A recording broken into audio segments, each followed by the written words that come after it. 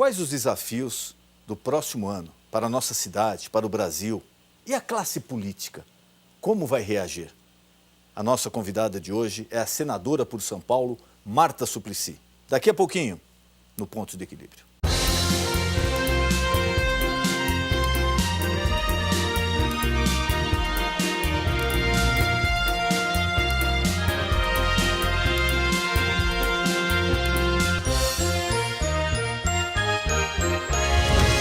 E aqui nas ruas de São Paulo, vamos saber o que as pessoas pensam sobre a senadora Marta Suplicy. Você acha que a senadora Marta foi uma boa prefeita para a cidade de São Paulo? Não. Para mim foi péssima. Média. Sim. Olha, sinceramente não. Por quê? Porque a gente continua, entra governo, sai governo e continua a mesma coisa, esse caos que a gente observa aí diariamente. Primeiro, ela tirou o ônibus elétrico da Rua Augusta e isso trouxe um problema da poluição. Porque cobrou um monte de imposto aí, não deu satisfação, encheu o bolso deles, para mim foi péssimo. Muita coisa não fez, então a gente fica meio assim, hoje em dia como está a coisa, a gente já não confia mais em ninguém. Bem, assim, na parte da saúde, transporte, ela foi uma boa prefeita. Na sua opinião, quais são os maiores problemas na cidade de São Paulo? É saúde, buraco na rua, segurança. Eu acho que o trânsito, né? O trânsito é caótico. Saúde e transporte público. Tem a segurança, tem o problema do lixo. Segurança, hospital e a sujeira. Você acha que o atual prefeito Haddad está fazendo uma boa administração da cidade? Por uma parte sim, mas pela parte da saúde tá muito cruel. Tá nada, Por quê? deixando a desejar. Porque não faz nada, ele só fala e não cumpre o que faz. Entra governo, sai governo e você vê, começou aquele monotrilho, acabou, parou, não deu sequência. Ele está dando preferência para as bicicletas. Acontece que tem muitas ruas com faixas de bicicleta que fica horas sem passar uma. Porque olha como ficou a cidade de São Paulo, olha a Paulista como ficou. Não perca no programa Ponto de Equilíbrio de hoje o pastor Denis Munhoz, seu convidado, falando um pouco mais sobre a política e os desafios. Marta Suplicy é paulistana. É psicóloga, apresentadora de televisão, sexóloga e política brasileira. Formou-se em psicologia pela Pontifícia Universidade Católica, a PUC de São Paulo. Fez pós-graduação na Universidade de Stanford, nos Estados Unidos. Militou por 35 anos no Partido dos Trabalhadores, o PT, e atualmente está afiliada ao Partido do Movimento Democrático Brasileiro, o PMDB. Foi deputada federal, prefeita de São Paulo, ministra do Turismo e ministra da Cultura. Marta Suplicy, em 2010, foi eleita senadora por São Paulo. Muito boa noite, meu amigo, minha amiga. O nosso encontro de final de noite. Programa Ponto de Equilíbrio. Acesse o nosso site, nosso Facebook, você está vendo agora os endereços aí na sua tela. E se de repente você perdeu um programa, ou você gostaria de assistir novamente a uma entrevista, basta acessar esse canal do programa no YouTube. Ele é atualizado semanalmente e lá você vai encontrar todos os programas já veiculados. O programa é sempre feito pensando em você. E nessa noite é com imenso prazer que eu recebo a minha amiga, que eu não via há muito tempo, a senadora pelo PMDB de São Paulo, Marta Suplicy. Senadora, muito obrigado por ter aceito o convite, é um prazer receber a senhora aqui. Eu que agradeço, estou super contente. Obrigada. Vamos falar um pouquinho então Gostaria de começar da sua carreira política, lógico, e os assuntos agora mais latentes, mas queria que a senhora passasse ao telespectador. De onde veio a vida pública, a vontade pela vida pública? Como começou? Começou muito antes de eu descobrir. Que começou quando eu era imbuída da vontade de fazer alguma coisa para os outros. E aí eu acho que eu fui fazer psicologia por causa disso. Na TV Mulher foi um veículo para fazer isso. Aí na TV Mulher eu já tinha escrito 9 livros, já tinha batalhado muito, né? Pelo que eu acredito que poderia melhorar a vida das pessoas, e eu achei que tinha que fazer leis, porque o que eu podia fazer como pessoa pública na televisão já tinha ido. E aí eu fui, e aí foi um desenrolar. Eu fui candidata a governadora no primeiro mandato para deputada, era uma coisa assim para perder, porque o partido não tinha nenhuma força. Que ano isso? Eu sou muito ruim de ano, mas devia ser 2001. Porque a primeira para governador foi em 82, que o PT lançou o Lula, o PMDB, mas é difícil, o Montoro. Foi depois disso? Muito depois. Eu já tinha sido deputada, que deve ter sido no final de 2090 e pouco. Então já é mais recente. Não, já é mais foi assim. mais ou menos, que eu fui candidata a governadora. Eu perdi, mas era para perder muito feio, e eu perdi quase ganhando. E aí todo mundo que no partido queria ser candidato a prefeito falou, não, Marta, do jeito que você perdeu, você é candidata. Aí eu ganhei para prefeito. E qual o envolvimento aí, qual foi o do senador Eduardo Suplicy? Como foi esse engajamento? Em função dele, ficou mais fácil? Eu sempre trabalhei nas campanhas dele, né? Dele, do PT, do Fernando Henrique, quando a gente era antigo, né? PMDB, não era PMDB. Era MDB ainda? MDB. Então, eu trabalhava nas campanhas, mas eu era linha auxiliar, né? Então, foi assim, mas até um momento em que eu achei que eu já tinha feito tudo que eu podia. Por exemplo, no TV Mulher, na minha contribuição para melhorar a vida das mulheres, das pessoas. Aí eu falei, tá bom, então o partido insistiu muito para eu ser candidata há muito tempo. E eu não tinha esse interesse. Mas aí meus filhos também estavam grandes, o marido morava em Brasília. Eu falei, vamos lá ver o que eu posso fazer. Só que eu cheguei lá, eu não imaginei que eu fosse fazer como eu fiz. Em pouco tempo eu fiz muita coisa e a lei das cotas foi emblemática também, né? Para as mulheres se candidatarem. E aí depois eu virei a candidata a governadora por causa de 3 anos e meio de mandato. E aí eu fui candidata e a história depois é que você sabe até hoje. E o PT? Se falou agora, vamos um pouquinho mais recente, se comentar muito da saída da senhora do PT, sua ida ao PMDB. Parece que foi um pouco assim inesperado, mas eu acho que a coisa já vinha acontecendo, já vinha ocorrendo um desgaste da senhora com o Partido dos Trabalhadores? Olha, um pouco, mas eu saí primeiro pela questão da corrupção, quando foi ficando mais evidente, mas não só, é porque eu ajudei a construir o PT. Eu dei o sangue, eu fiz porta a porta, eu levei bandeiras, eu lutei, eu acreditei muito. E quando você acredita muito e vê o sonho desmilinguir e se sente absolutamente traída por um partido que foi construído pela ética, pelo combate à desigualdade, pelas mulheres, por tudo que foi a bandeira do PT, eu estava muito desiludida. E eu acho que a gota d'água foi a questão da corrupção. Aí eu fiquei, sabe, na verdade, o que eu pensei? O que eu estou fazendo aqui? Não tem mais nada das bandeiras pelas quais eu entrei, eu não tenho nada de corrupção, eu não tenho nada a ver com isso, eu vou sair. Na visão da senhora, o PT começou a jogar a regra do jogo? Pode ser, mas não podia, né? Porque por que a gente foi fazer o PT? Exatamente para quebrar...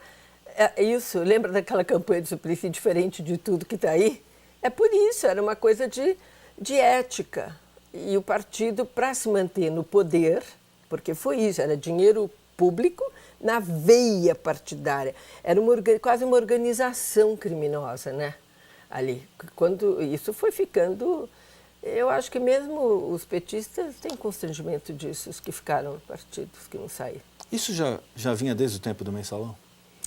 Hoje eu sei que sim, na época não. Na época, quando se falou do Mensalão, eu lembro que a minha primeira reação foi, não é verdade, não é minha só. Muitos petistas ficaram indignados. Você também sentiu isso. Aí, aí depois você fala, quando ficou evidente que tinha acontecido, as pessoas, inclusive eu, falou, mas isso é caixa 2, todos fizeram, os partidos são assim, o PT nunca mais vai fazer isso, foi um erro crasso, nunca mais. Eu acreditei também. E depois foi aparecendo que não era bem isso, né? O Mensalão foi o começo de uma história... que já tem 10 anos, né? O Mensalão é de 2005 para 2006. É verdade. São 10 anos. 10 anos fazendo isso e muito mais, né? Quer dizer, quando isso ficou patente, e eu acho que cada dia a gente fica mais assustado com a dimensão, você vê que o projeto para o Brasil, que aliás o projeto para o Brasil era muito bom, e o Lula, isso ninguém vai tirar, ele fez muita coisa boa.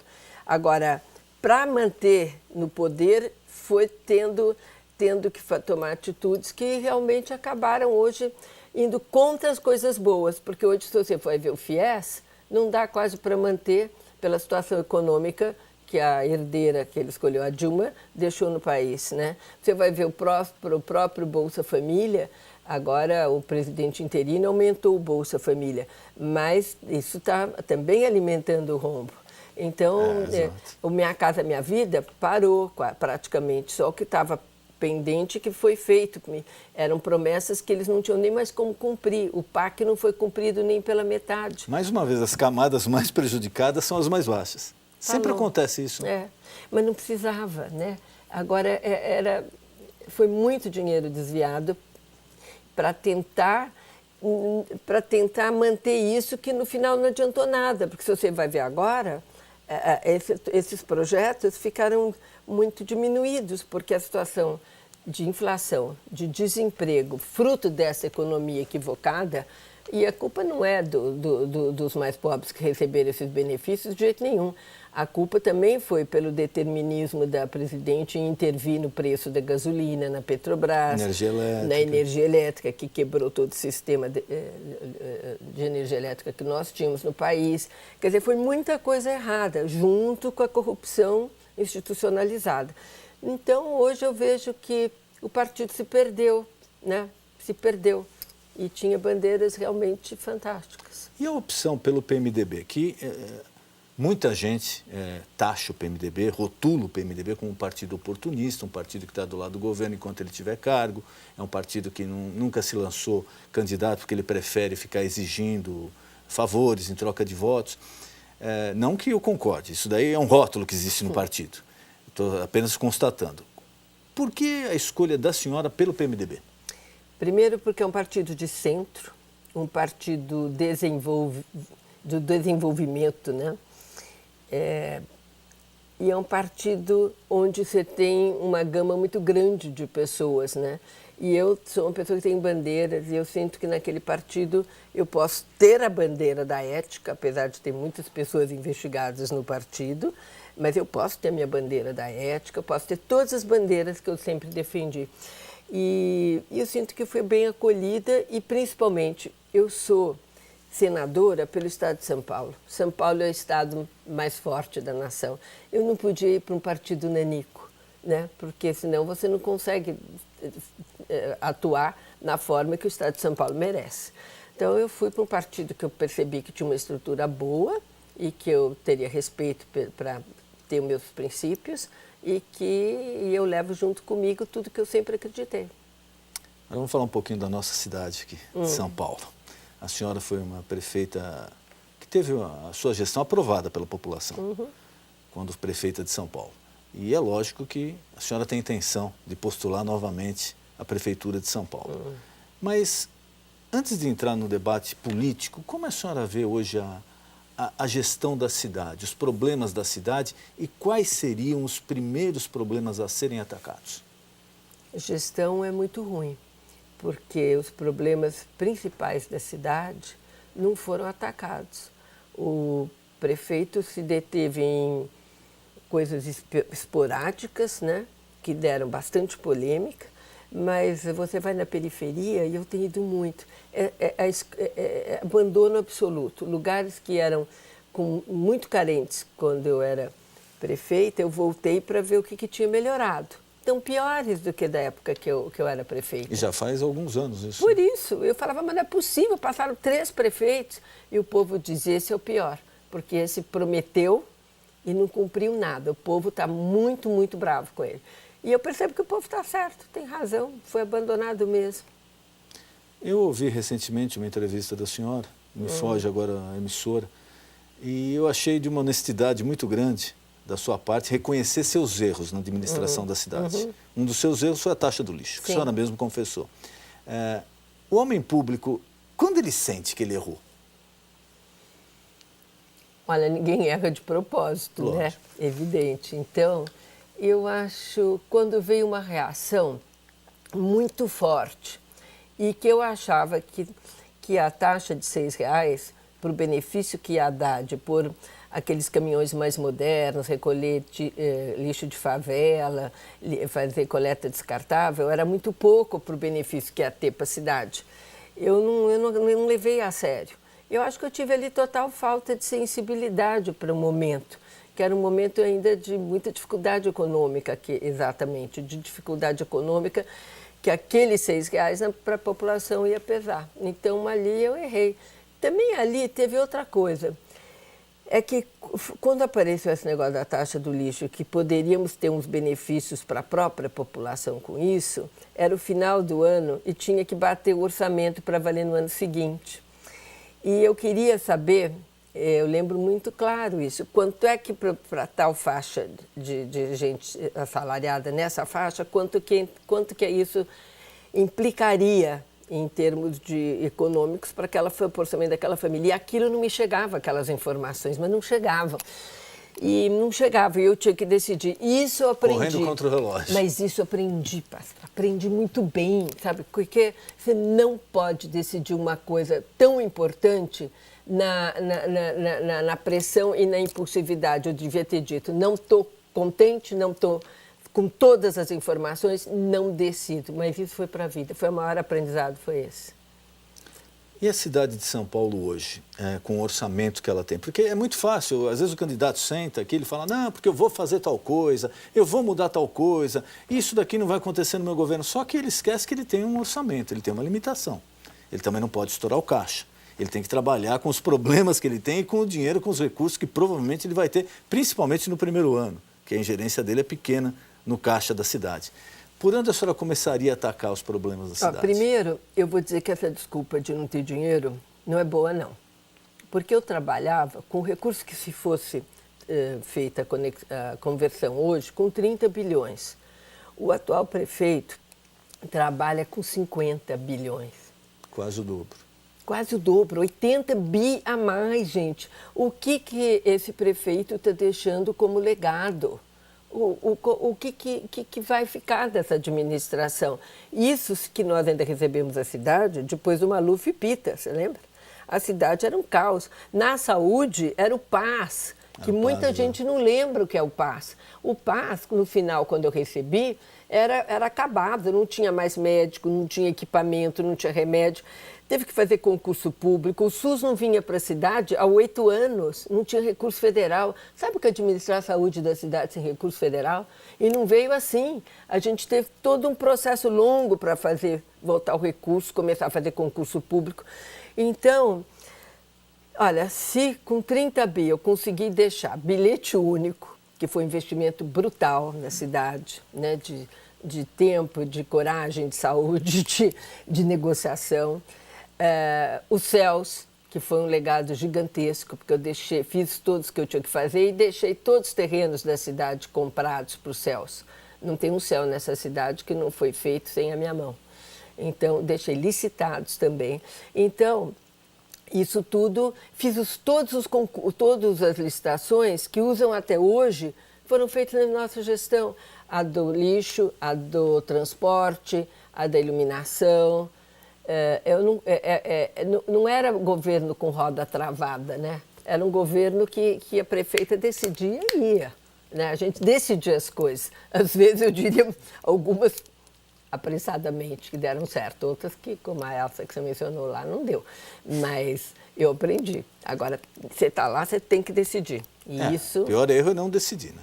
É não fazer. Olha, eu fico... Hoje, quando eu ando na periferia, é muito bom de andar. Porque o pessoal vem, ele abraça. E sabe que eles lembram de coisas que eu não lembro que eu fiz. Quer dizer que ele sentiu o benefício, né? Ninguém esquece quando você faz. É uma coisa muito gratificante. Tanto é que um dia um filho meu falou, mas mamãe, você vai ser candidata a ser prefeita de novo, mas você está louca? Eu falei, não, meu filho, eu gosto de fazer as coisas. Ele falou, mas não tem como dar certo em São Paulo. Eu falei, tem. Eu sinto que eu dei certo. Eu posso não ter ganhado a eleição, mas eu fiz e dei certo. Eu fiz. E nada gratifica mais do que quando você sai de um céu e olha aquelas crianças que não tinham acesso a nada, né? De repente ter aquela janela de oportunidade, conviver com uma coisa bonita. Aquilo não tem preço, vale a pena. Por isso que eu quero voltar, eu quero fazer as coisas. E não quero mais fazer o que eu já fiz, não. O que eu já fiz... Novas. Eu vou só melhorar, porque eu sei que está bem ruinzinho muitas das coisas. Eu quero fazer o novo. A senhora falou de criança.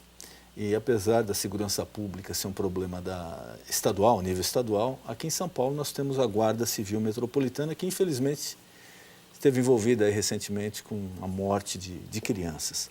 Queria que a senhora me falasse como é que a senhora entende a função da Guarda Civil Metropolitana? Onde ela começa, onde ela termina, esse interface com a Polícia Militar, qual o melhor para a cidade? Olha, posso ampliar a pergunta? Lógico. Porque vamos falar das duas criancinhas, né? Que estavam delinquindo, não tem nenhuma dúvida, né? Uma tinha 10 anos, a outra acho que tinha 11. O primeiro, tinha 9 irmãos, era uma família de 9 irmãos, e a mãe, segundo o relato de todos os jornais, tinha que segurar o menino em casa, diz que taparam um buraco que tinha na casa, que ele escapulia, era um menino incontrolável, era a versão. O outro menino, o pai está preso, a mãe foi também para o cárcere 2 vezes, e nesse período o menino ficou em abrigos e fugia também dos abrigos, não frequentava escola. Eu acho que o problema ali, guarda e essas crianças, são situações que se conversam, né? Porque essas crianças, eu fiquei pensando, o que poderia ser feito por essas crianças, né? Eu acho que essas famílias desestruturadas, você pode no máximo dar um Bolsa Família, um renda mínima, mas não vai solucionar um problema que é muito mais amplo. Agora, as crianças você pode, e a única forma é através da escola, não tem outra. Você faz uma escola de período integral, onde essa criança, como eu estava falando de janela de oportunidade, né? A criança, ela possa ter um professor que não tenha 35 alunos na classe, que ela não consegue nem dar conta, mas ela tenha um número de alunos que ela consiga ter um carinho por cada um, ter um interesse por cada um, saber que aquele menino está com um problema em casa, que ele está desassistido, que ele precisa ficar mais tempo na escola, que ele tem que ter a possibilidade de ter na peça de teatro da escola ele ter um papel. Mas se ele gosta de nadar, ele tem que ter um curso de natação melhor, tem que falar com o professor de natação para pegar ele mais tempo. Não teve isso, né? Esses meninos estavam com a história escrita. Então, isso que nós vamos ter que fazer. Nós vamos ter que ter professores com mais tempo, com mais qualificação, com mais possibilidade de ajudar e uma infraestrutura para onde não tem a CEL, você dá conta com os centros de esporte da cidade e os centros de cidade de esporte também. Tem uns 43 que são razoáveis, tem campo de futebol, estão alguns abandonados, mas são razoáveis. E tem 300 abandonados, que nós podemos sim recuperar com um pouco de esporte, um pouco de cultura, para que todas as crianças da comunidade possam ali ter acesso. Nem que tenha que pôr vai e volta para tirar das escolas depois da aula e levar. Porque aí é a única forma que nós vamos deixar esses meninos Ítalos e Valdix não serem predestinados a um caminho da delinquência. Aí vamos ver onde entra a guarda. A guarda, se ela estivesse exercendo as suas funções, que é porta de escola, para não deixar bandido se aproximar das nossas crianças, não deixar bandido e traficante e vender droga na porta da escola, a guarda, ela tem que ser comunitária. Ela não pode fazer hoje o desvio de função que tem, porque além de ter pouco efetivo, na minha época nós deixamos a guarda com 6.024 guardas. Hoje ela tem menos, tem um pouquinho menos. A população aumentou. Os problemas aumentaram. Os problemas aumentaram, o crack entrou na cidade violentamente, mas o que aconteceu? Em vez de continuar focando na porta da escola, cada vez mais e com mais guarda e com mais ronda, eles ampliaram a função de guarda. Outro dia eu passei na Ponte do Limão, tinha 2 com radar manual multando. Isso é função para guarda? Agora o guarda, sabe o que ele está fazendo também? Rapa. Tem sentido o guarda fazer rapa, né? Aí eu perguntei, mas por que guarda fazer rapa? Ah, porque os fiscais têm problema, então puseram guarda para ajudar. Porque tinha também a polícia que também não estava bem lá, agora puseram um efetivo de guarda. Então, a guarda está fazendo tudo que você possa imaginar, menos o que ela tem que fazer. E eu fiquei pensando, se tiver o guarda na porta da escola, como tem que estar, comunitário, passa um menino, passa outro, ele fala assim, não, aquele lá é o filho do açougueiro, está dando problema aquele menino, vou ficar de olho. Naquele lá, eu já vi que pai e mãe nunca apareceu por aqui. Ele está andando em mais companhias. Passa ali no outro quarteirão, ele está com mais companhias. Eu vou dar uma acompanhada para ver esse menino. O guarda é isso. Tem que conhecer. Tem que conhecer, falou. Tem que É aquela conhecer. antiga figura do guarda de quarteirão, né? Mas é isso que tem que ter, é o guarda comunitário. Que a mãe chega e fala, olha, lá no meu bairro tem uns bandidos passando, você não quer fazer uma ronda lá? Isso não existe mais. Sabe o que os guardas me contaram? Que eles fazem como é que fala? Não é, o esquema, né? A escala. A escala é assim, 2 dias na Cracolândia. Aí, 2 dias depois, está na porta da creche. Você consegue imaginar a cabeça do guarda? Um dia falando com aqueles da Cracolândia, o dia seguinte lá na creche, quer dizer, não faz conexão com nada. Então, eu acho que isso vai ter que ser tudo refeito. Tem que ter novo concurso, parece que as regras de meritocracia, de carreira que eu deixei, foram totalmente abandonadas. Tem que rever tudo, daí tem que sentar. Eu tenho conversado muito, porque a guarda mora no coração. A gente reestruturou a guarda, comprou armamento para a guarda, foi tão cuidadoso que até colete com seios para as guardas mulheres nós compramos. Hoje eu soube que demorou tempo para trocar, porque eles estavam tirando naquele calorão, tirava o colete suado, dava para o outro, pegava doença de pele, né? O armamento é da minha época, quer dizer, não dá. Como é que vai... Quer dizer, esquece, do jeito que está não vai ficar, mas lá eu vou ter um... Lá estava sendo dito, né, que o dinheiro não é muito, mas para a guarda vai ter. Senadora, falar um pouquinho aí dos últimos acontecimentos da Lava Jato e da classe política. Porque me parece que no Brasil essa Operação Lava Jato ela entrou de uma forma na classe política, atingindo o coração da classe política. Por quê? Ela apura escândalos envolvendo partidos da direita, tanto da esquerda, passando pelo meio. Todos. Ela conseguiu atingir políticos novos, políticos velhos, políticos experientes. Quer dizer, parece que ninguém foi poupado ali. Uma grande maioria da classe política. E hoje a sensação da população é o seguinte, de um total descrédito na classe política, muito em função da Lava Jato, que tem seus méritos, apurou que tinha que apurar e tem que continuar. Como a senhora vê esse ressurgimento da classe política? Vai ter um ressurgimento dos que sobraram, né? E eu acho que vão sobrar pessoas na política. E aí vai ser reestruturada a política. E a gente espera que pessoas outras entrem na política, porque esse descrédito, muita gente de bem não quer entrar na política. Então eu tenho a impressão que se realmente conseguir haver uma depuração, pode ser que muita gente diga, bom, eu vou tentar agora.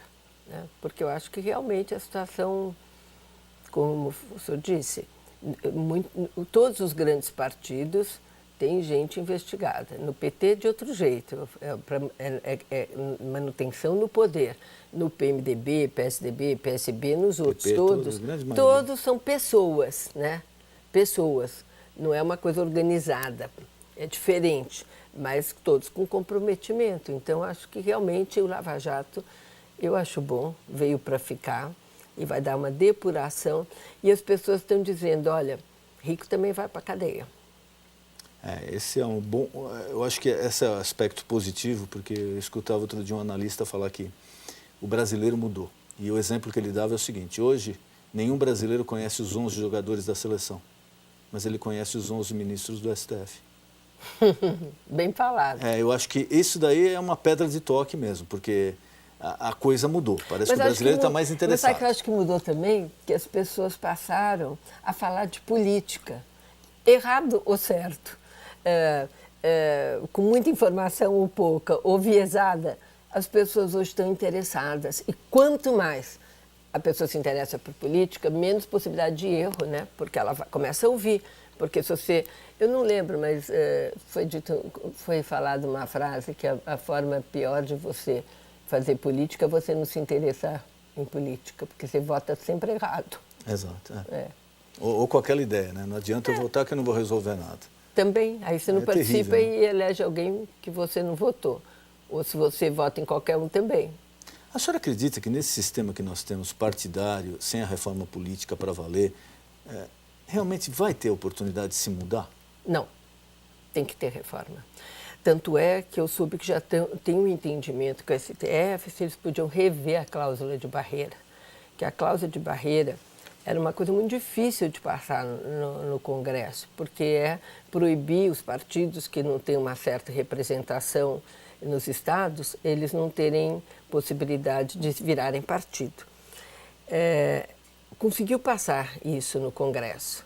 E o Supremo, o STF o Supremo disse que não, porque mesmo sendo pequenininho, podia ter era um grupo ideologicamente, mas a questão... Que só existe no Brasil, né? Porque os outros países... Não, e não tem nada de hoje, ideologia, com 38 partidos é uma coisa...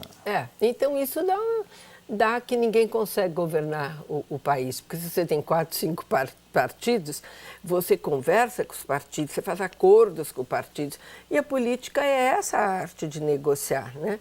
Mas com 38, como é que você conversa? Senadora, queria mais uma vez agradecer a presença da senhora aqui, nós sabemos a sua agenda, corrida, e queria colocar à disposição, nosso tempo está acabando, algum recado que a senhora queira passar ao telespectador, algum tema que eu não perguntei, por favor, fique à vontade.